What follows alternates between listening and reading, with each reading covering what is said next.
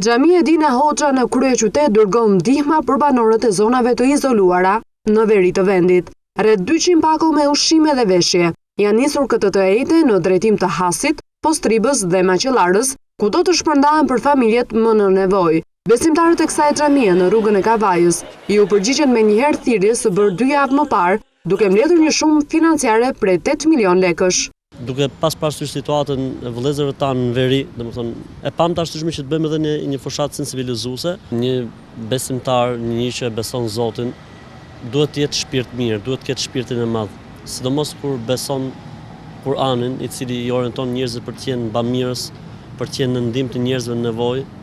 Vetë profeti alayhis salam ka qenë një njeri shumë bujar, njëri që gjithmonë ka qenë pranë njerëzve në nevojë.